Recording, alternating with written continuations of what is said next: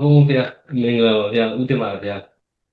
မင်္ဂလာပါဟိုဆောနာဖုံးကိုရှင်းပြရတဲ့ဥစ္စာလေးဗျာဒီဟို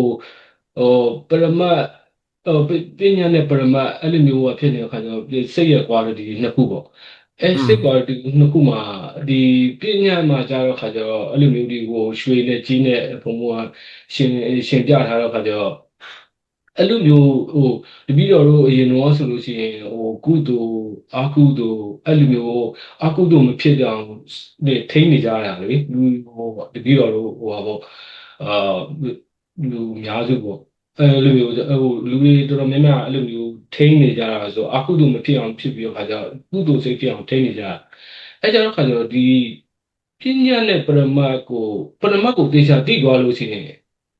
အဲ့ဒါတွေလုံးနေကြမလို့တော့ဘောအဲ့လိုဖြစ်သွားမှာနော်တဲ့လုံနေစရာမလိုဘူးတော့မဟုတ်လေလုံနေစရာမလိုဘူးဆိုတာကဒီအာယုန်တွေကတော့အမြဲတမ်းလူတွေနဲ့ထိတွေ့နေဒီအာယုန်တွေကတော့တွေ့ကြုံနေမှာပဲတဲ့ဟုတ်တယ်မလားတဲ့ဒါပေမဲ့ဒီအသိဉာဏ်ကထိန်းထားတဲ့အခါကျဒီအသိဉာဏ်ကနှလုံးသွင်းလိုက်တာနဲ့ခုနကလောဘဒေါသတွေကယော့ပါသွားတာတဲ့အာယုန်ကကိုကရှောင်လို့မှမရတာတဲ့ပါတဲ့ဟုတ်ဥပမာရွှေရွှေနဲ့ငွေရွှေနဲ့ခုနကြီးနဲ့ဆိုရင်ဒီပုံမှာကျတော့စိတ်တစ်မျိုးဖြစ်နေ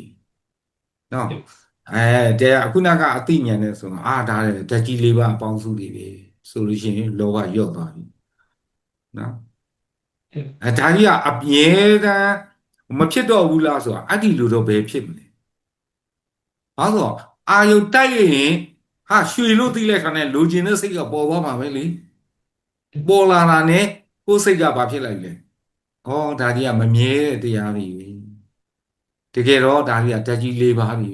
ဆိုတော့ကိုယ်လောဘတွေကညော့သွားတာဟုတ်တဲ့တော့မလားအဲ့ဒီလိုထိမ့်သွားတာပေါ့